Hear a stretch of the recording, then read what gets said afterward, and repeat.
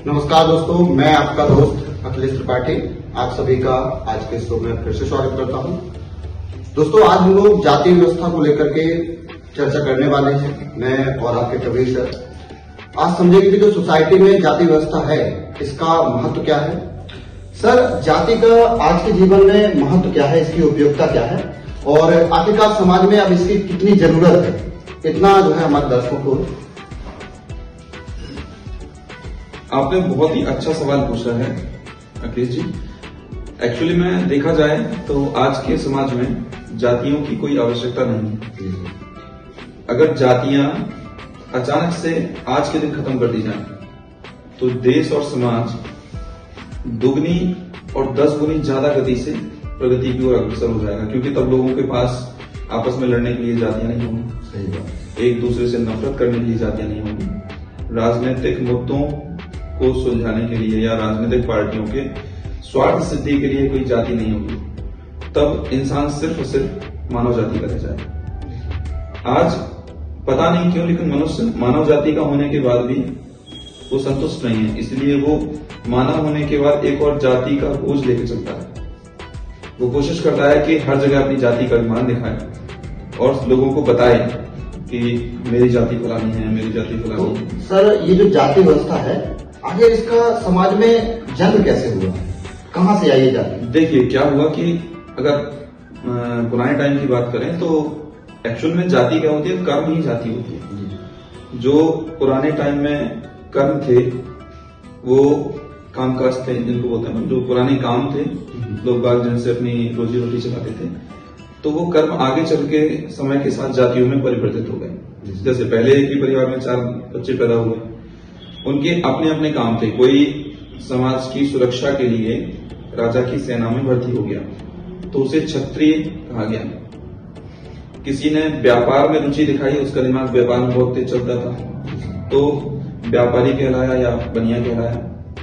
किसी को लकड़ी के प्रति बहुत, लकड़ी में बनावट, उसमें डिजाइन निकालना, ये सब बहुत पसंद था तो उसको बढ़ई कहा गया। किसी में हार्ड वर्किंग, एकदम लोहे को पिघला के उसे विभिन्न प्रकार के आकार में बदलना पसंद था तो उसको लोहार कहा गया। तो ऐसे अलग अलग टाइप की जो जातियां थी, अलग अलग प्रकार की जातियां थी, वो उनके काम के आधार पे बन गई। तो पहले ये कंपल्सेशन नहीं था कि बढ़ई के घर जो पैदा हुआ वो बढ़ई हुआ, क्षत्रिय के घर पैदा हुआ वो क्षत्रिय हुआ, ब्राह्मण के घर पैदा हुआ वो ब्राह्मण हुआ। वास्तव में क्या होता था कि पहले लोग जो काम करेंगे अपने जीवन काल में, उसके आधार पर उसकी जाति तय होगी। फिर समय के साथ क्या हुआ, काम आधारित जातियां नाम आधारित जातियों में बदल गई। जो बढ़ई का काम करते थे वो बढ़ई कहलाए और उनके घर में जो संतानें पैदा हुई उनको भी उसी जाति, वही जाति अपने आप मिल गई। मतलब उन्हें जाति बनानी नहीं पड़ी, कमानी नहीं पड़ी, उन्हें अपने माता पिता से वो जाति मिल गई। और ऐसा ही होता रहा कई पीढ़ियों तक। उनको उनके माता पिता से मिल गई, फिर उनके बच्चों को उनसे मिली, फिर उनके बच्चों को उनसे, और ये इतना लंबा गैप हो गया कि लोग ये भूल ही गए कि जातियां कर्म के आधार पर तय होती थी, ना कि जातियों के आधार, नाम के आधार पर तय होती थी। कि पीछे कुछ लगा है, मान लीजिए कुछ भी लगा है तो उनका ये क्षत्रिय हो गया, उनका पीछे वाले सरनेम कुछ और हो गया तो उसकी जाति कुछ और होगी। तो ये कर्म आधारित जातियां धीरे धीरे काय बदल गई, नाम आधारित जातियों में बदल गई। आज के परिप्रेक्ष्य में देखा जाए, पहले इनकी उपयोगिता भी थी। प्राचीन समय में अगर देखा जाए एक उदाहरण के तौर पे, तो बढ़ई के घर, मान लीजिए उदाहरण के लिए लिख रहे हैं, बढ़ई के घर कोई बेटी पैदा हुई, उसने जीवन पर्यंत अपने पिता को लकड़ी का काम करते हुए देखा, उनकी सहायता की और उनसे वो काम सीखा। समय के बाद, एक निश्चित समय के बाद उसकी शादी हुई, वो दूसरे परिवार में पहुंची। वहां पे भी उसने देखा कि उसके जो पति या उनके जो पिता हैं वो भी बढ़ई का काम करते हैं और लकड़ी का ही काम करते हैं। ऐसे में उसको लकड़ी की पहचान होना, उनके डिजाइन्स बनाना, कैसे काम आसान होगा, इन सब चीजों का पूर्वगत नॉलेज रहता था, प्रीवियस नॉलेज रहता था। तो उस प्रीवियस नॉलेज का यूज करके वो अपने परिवार को आगे बढ़ाने में सहयोगी थी। तो पहले ये जो जातियां थी ये काम की थी, क्योंकि पहले इन जातियों में जो बच्चे पैदा हुए उन्होंने अपने घर से वही सीखा जो उन जातियों में विद्यमान था, कर्म आधारित था, और नए परिवारों में जाके उसको बढ़ाया। मतलब सही दिशा में जातियां जा रही थी। फिर एक ऐसा दौर आया बहुत लंबा जिसमें गुलामी के दौर में जातियों को सम्मान और तुच्छता इनके बीच बांट दिया गया। किसी जाति को छोटा समझाया जाने लगा, उसको समाज में सम्मान प्राप्त नहीं हुआ। किसी जाति को बड़ा माना जाने लगा, जबकि सभी जातियों का सम्मान, समाज के निर्माण में सभी जातियों का बराबर हक है, उनकी हिस्सेदारी है। कोई भी जाति उपस्थित ना होती तो समाज इनकम्प्लीट रहता। लेकिन धीरे धीरे क्या हुआ, कुछ जातियों ने अपने आप को सम्मान से बढ़ा लिया और कुछ जातियों ने कुछ जातियों को उन्हें असम्मानित करना शुरू कर दिया।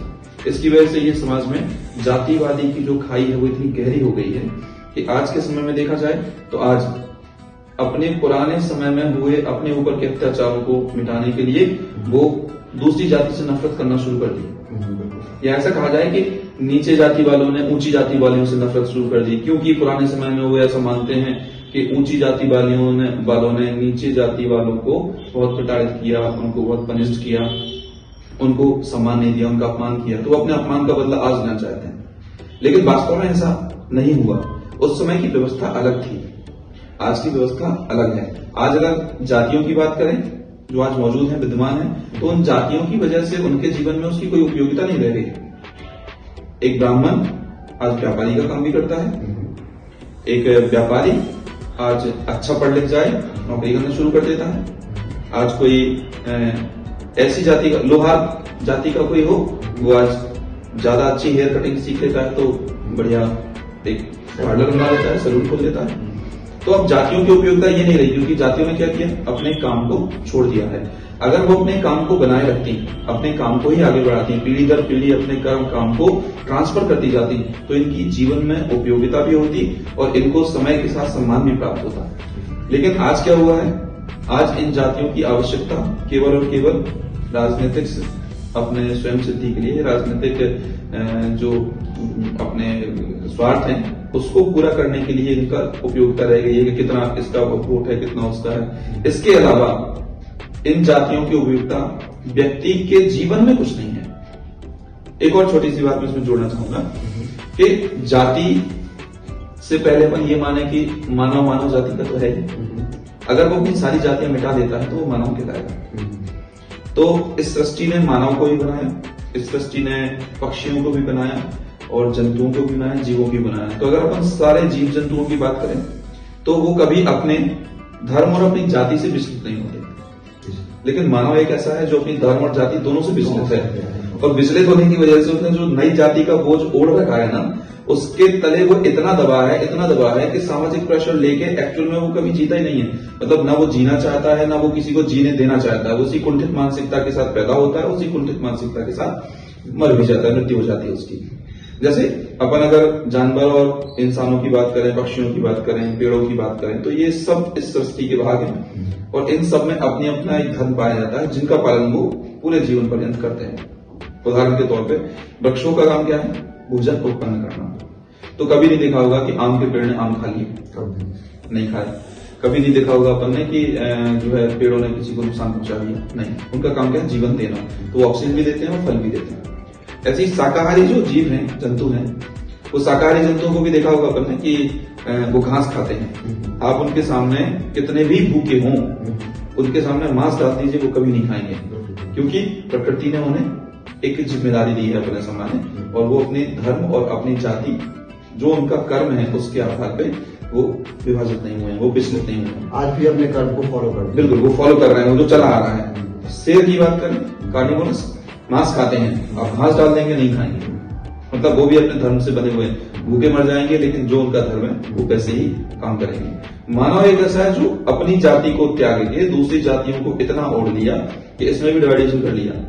मतलब वास्तव में वो इसलिए था कि वो सर्वश्रेष्ठ है बुद्धि में, वो सभी जातियों का ध्यान रखे। जातियों को मेरा मतलब है जातियों से दूसरे जानवरों, पेड़ पौधों, प्रकृति, इन सब का ध्यान रखे। तो इतना सर्वश्रेष्ठ होने के बाद इन सब का ध्यान ना रखते हुए भी उसने अपनी जाति को ऐसा फैला लिया, ऐसा बर्बाद कर रखा है कि वो मानव जाति का ना होकर विभिन्न प्रकार की जातियों का हो गया। फिर उसमें बंटवारा हो गया, कौन घास खाएगा, कौन रोटी खाएगा, कौन मांस खाएगा, कौन दोनों मिलेंगे तो दोनों खा लेगा। मतलब हर्बीवोरस भी रहा, शाकाहारी भी कहलाते हैं, मांसाहारी भी कहलाते हैं, और दोनों मिल जाए तो दोनों निपटा देंगे तो सर्वाहारी भी कहलाएंगे। तो केवल केवल मनुष्य ही हैं जिन्होंने इस प्रकृति को सबसे ज्यादा नुकसान पहुंचाया। और मैंने कहीं पढ़ा था, बिल्कुल बहुत मुझे ये बात भी बहुत सही लगी कि इस सृष्टि में खूबसूरती और सुंदरता सिर्फ वही है जहां तक मानव के कदम नहीं पड़े हैं। सही बात। क्योंकि अगर मानव के कदम वहां पड़ गए हैं तो वहां गंदा करके मानेगा, केवल विनाश, केवल वो उसको जो है गंदा करके मानेगा, विनाश करके मानेगा और उसको डिफरेंट टाइप के एक्सपेरिमेंट करके उसको खत्म